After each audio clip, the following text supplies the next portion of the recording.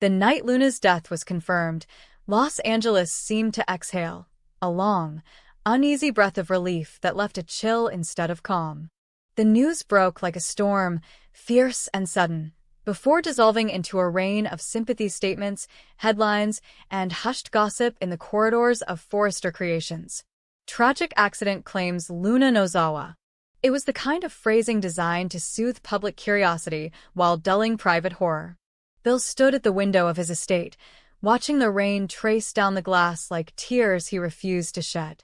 Katie sat in silence beside him, her hands trembling around a cup of untouched tea. For the first time in months, there were no reporters outside, no lawyers calling at dawn, no confrontations about paternity tests or moral debts. The storm, it seemed, was finally over. Yet beneath the relief ran something colder, a silence too clean, too absolute, as if the universe itself was covering tracks. Deputy Chief Baker's report had been decisive.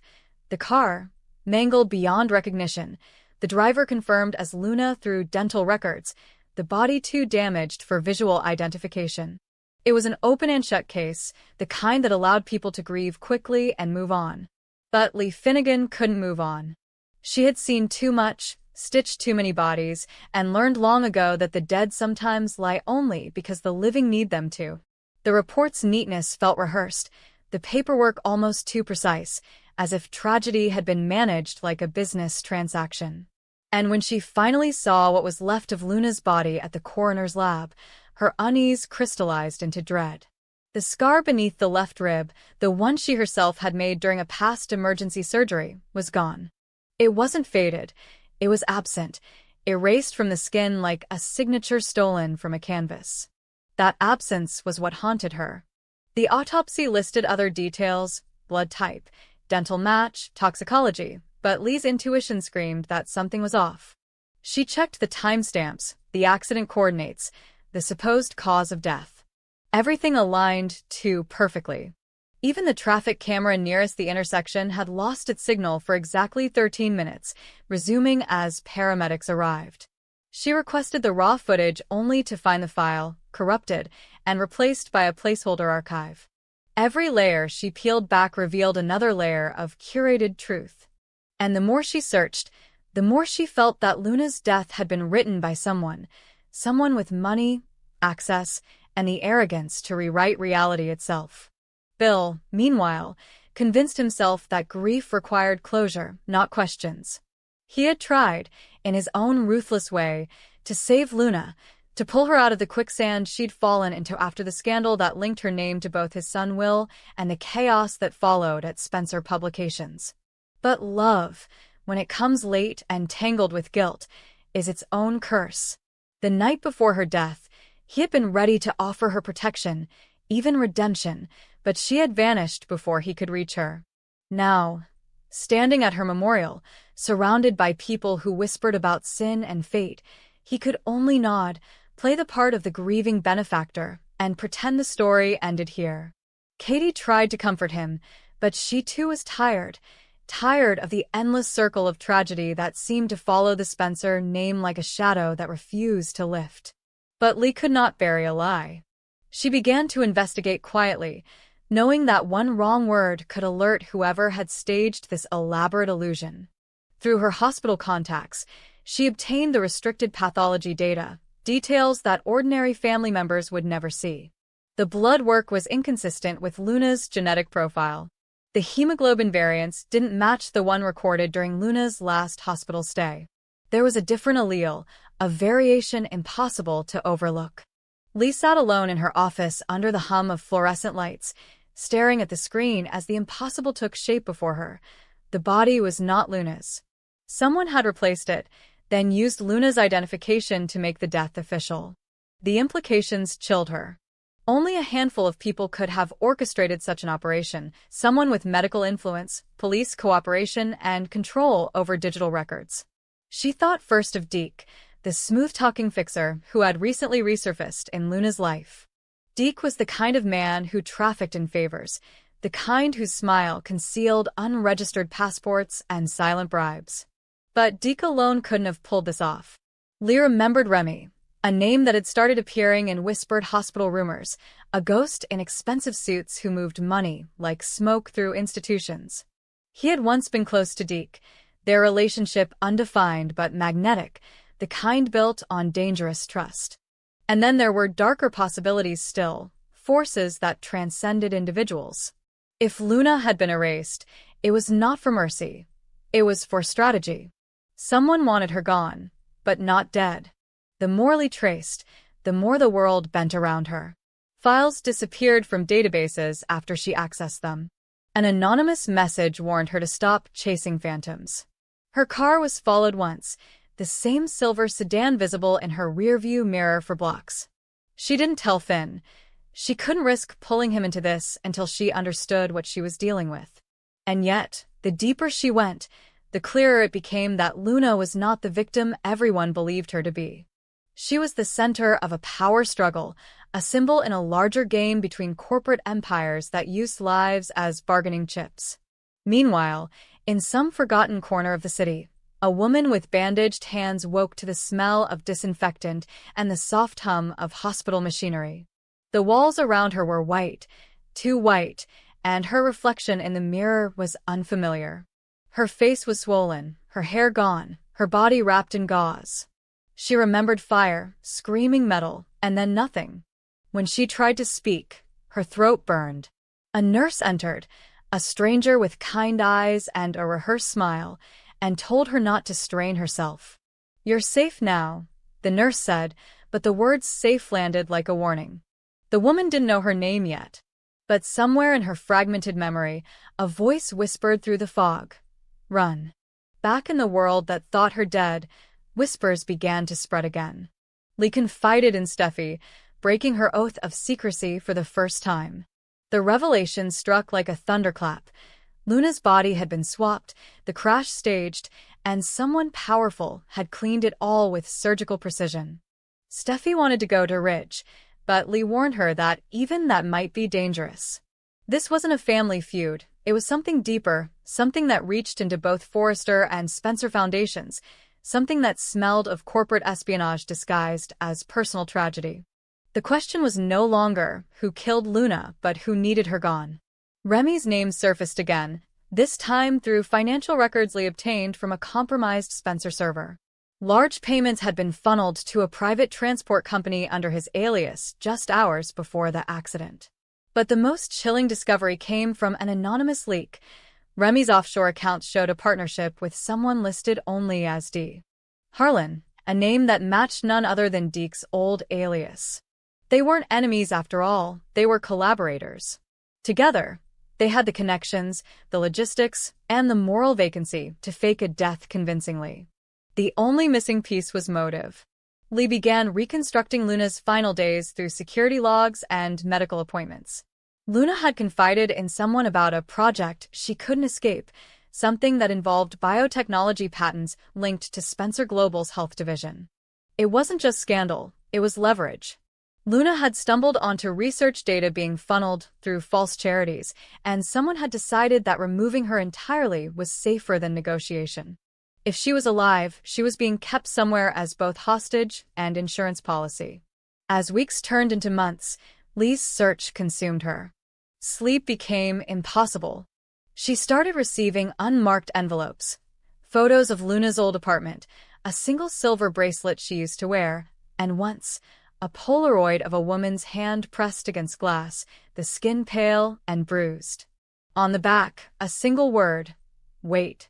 Bill and Katie tried to move on publicly, their lives returning to social functions and magazine covers, but behind closed doors, guilt festered. Katie couldn't stop dreaming of Luna's last moments, the fire, the silence. Bill found himself standing by the Pacific, haunted by the idea that some debts never stay buried. When Lee finally appeared at his office unannounced, eyes blazing with both exhaustion and fury, he knew she had found something unbearable.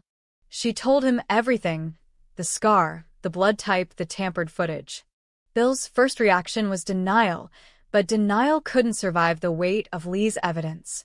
If Luna was alive, then someone had rewritten her death for reasons that threatened more than reputations. They threatened legacies. What neither of them knew was that Remy and Deke were already turning against each other.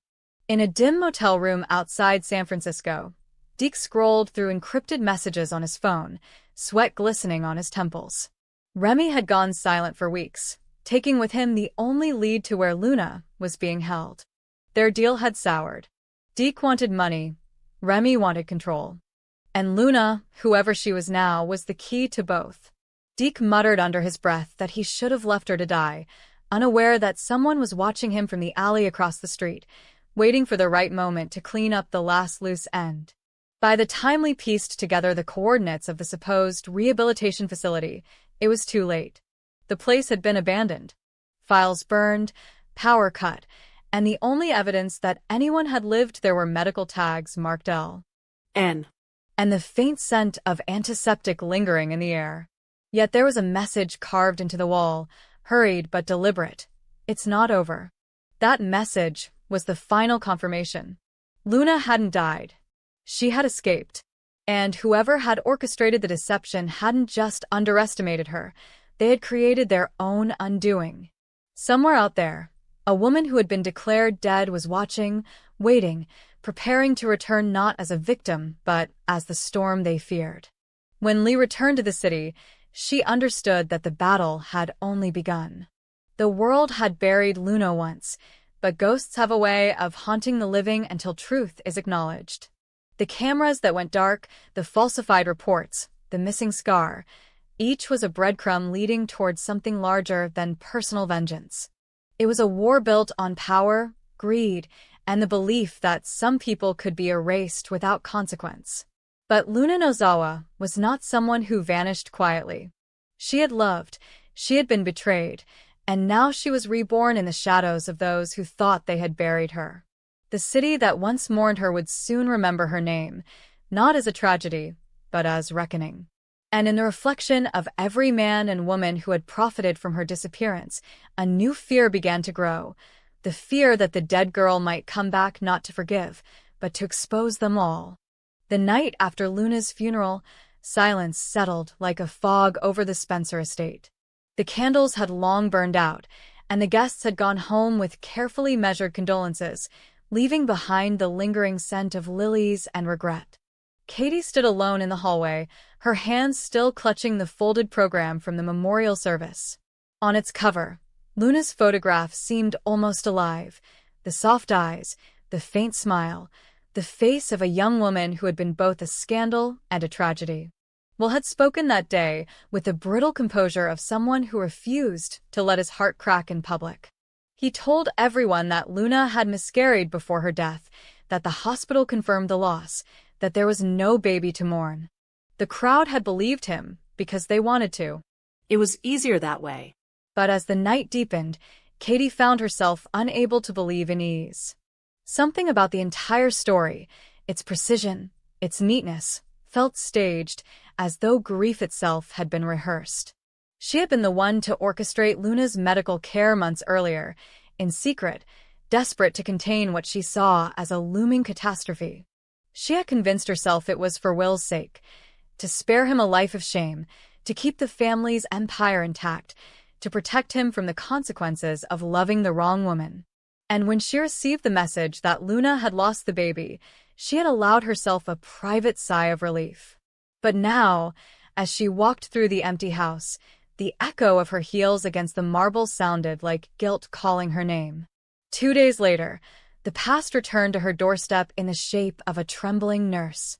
The woman was older now, her uniform wrinkled, her eyes red-rimmed from sleeplessness. She introduced herself as Carla, once a night nurse at the same hospital where Luna had been admitted the final time. Her voice shook as she told Katie she could no longer live with what she knew.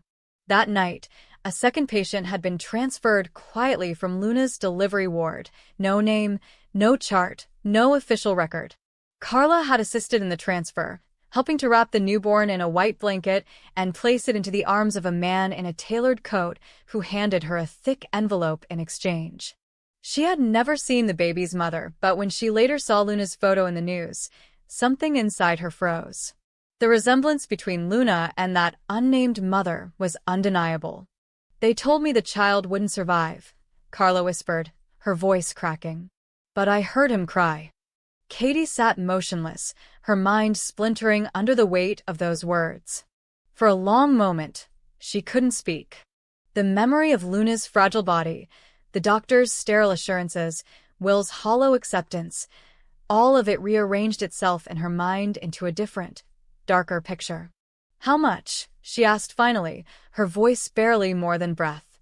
Carla's eyes filled with tears as she answered. Enough to disappear. The implication hit like a physical blow. Katie realized then that her own interference, her insistence on discretion, her money channeled through intermediaries, had created the very cracks through which corruption could slither. In trying to sever Luna from Will's future, she had unknowingly opened the door for something unspeakable, a life stolen and sold under the pretense of protection. That night, Katie could not sleep. Every shadow in her room seemed to pulse with accusation.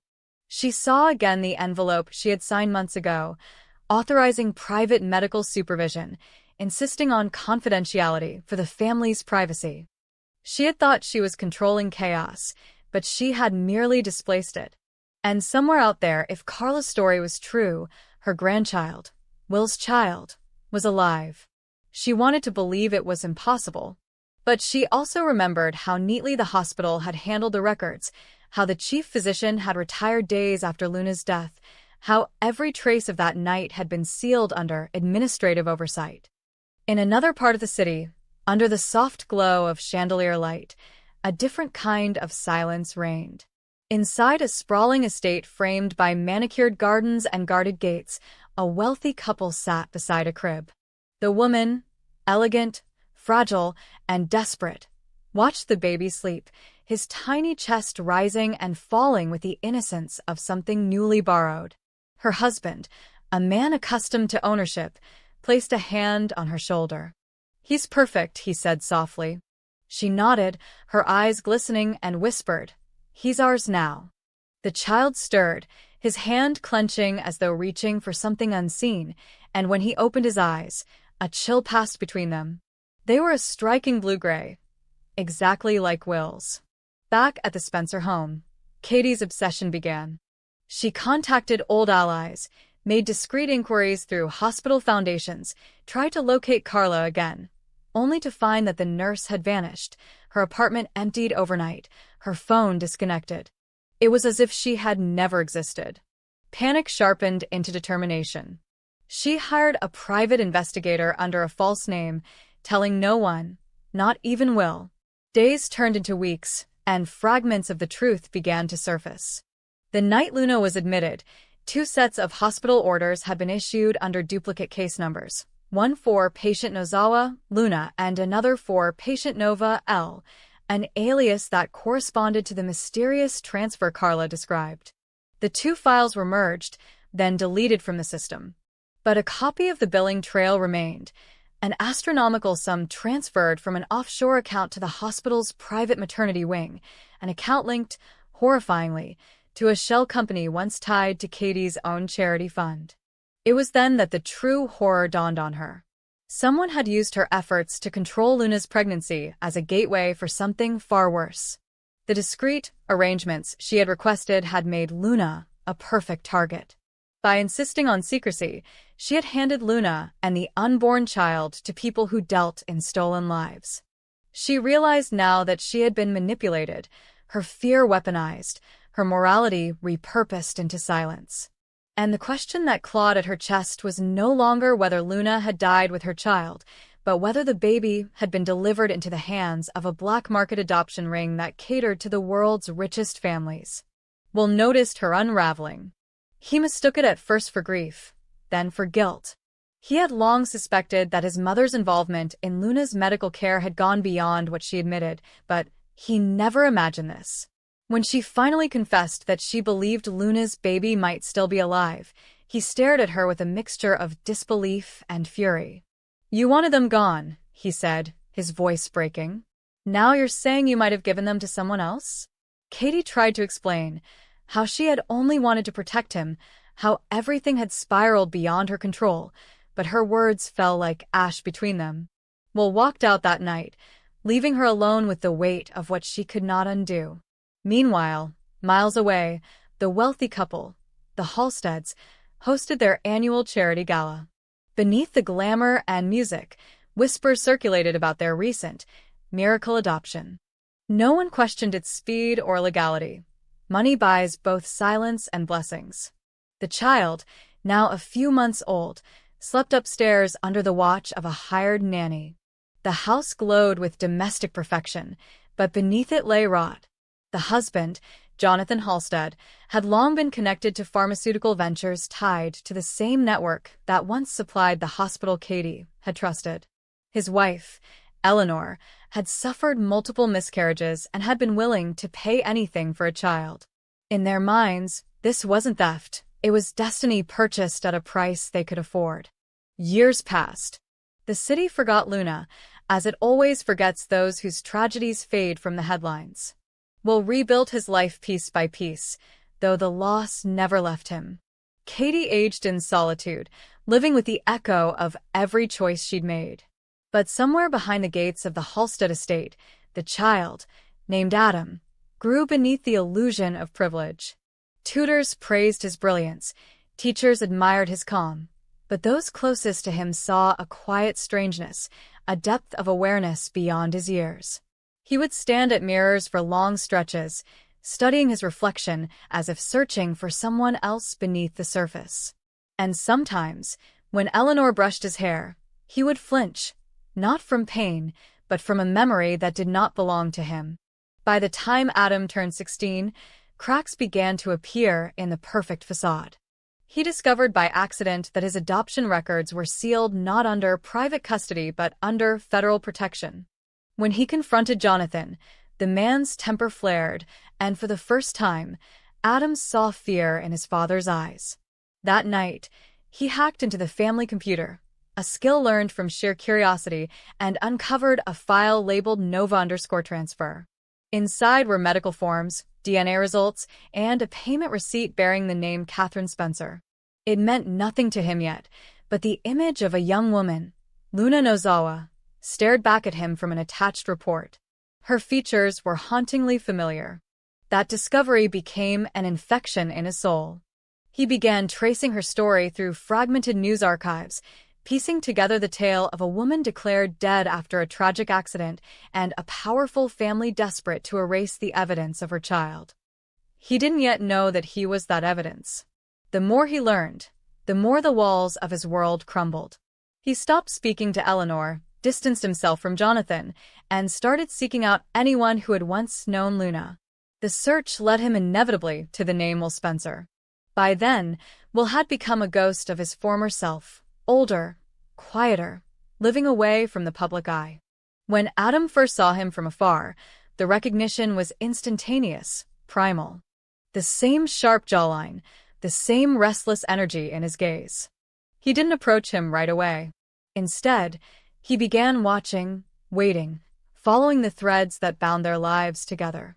Each revelation deepened the ache inside him, a strange mixture of rage and belonging. He learned about Luna's love for Will, about Katie's interference, about the night his mother had been taken. The knowledge became fuel for something darker than revenge. It was the hunger to be seen, to be acknowledged as the consequence everyone had tried to bury. When the confrontation finally came, it was unplanned. A chance meeting at a charity event brought Adam face to face with Will. For a fleeting second, they looked at each other. Two versions of the same bloodline separated by lies. Will froze, struck by the uncanny familiarity of those eyes, the shape of that face. It was like staring at the echo of his own youth. Adam, trembling but unflinching, whispered the only words that mattered. "You killed my mother." The accusation wasn't literal, but it pierced all the same. The crowd around them buzzed, oblivious, while something ancient and irreversible shifted between them.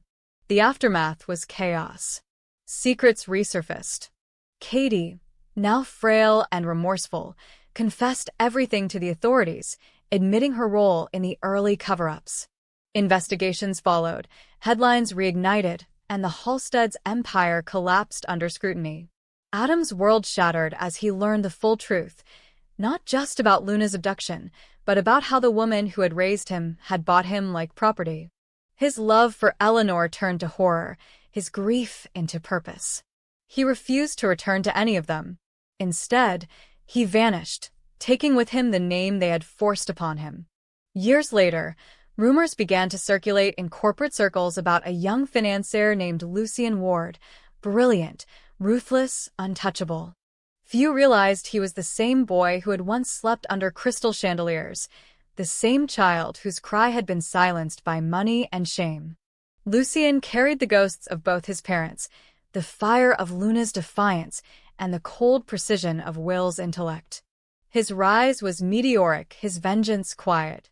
One by one, he dismantled the companies connected to his past, exposing hidden crimes, bankrupting fortunes built on deceit. He never once used the Spencer name, but every action spoke it. When Will finally found him again, it was not as a father meeting a son, but as a man facing the mirror of his own mistakes. Lucien didn't need revenge anymore. He had already transformed it into empire. But his eyes, those same blue-gray eyes, carried a loneliness that no success could erase. "You were supposed to protect me," he said, not as accusation, but as truth. And Will, finally understanding, could only reply, "I didn't even protect her." The story of Luna, Katie, and Will became a legend whispered in business schools and gossip columns alike, a tale of love corrupted by power, of a mother's fear that created a monster, of a child who grew up in a palace of lies only to return as its reckoning. Yet beneath the tragedy lay a question that haunted them all. What does redemption mean when innocence has already been sold? In the end, Lucien stood at Luna's grave, a woman he never knew but who had lived within him all his life. He placed a single white flower on the cold stone and whispered her name, not as a curse, but as an invocation. The wind carried it away, scattering petals across the ground, as if the world itself was finally ready to remember the cry that had once been silenced. And somewhere, deep inside him, the child who had been stolen stirred, not in anger, but in understanding. For even in the darkest design, love had found a way to return, not as forgiveness, but as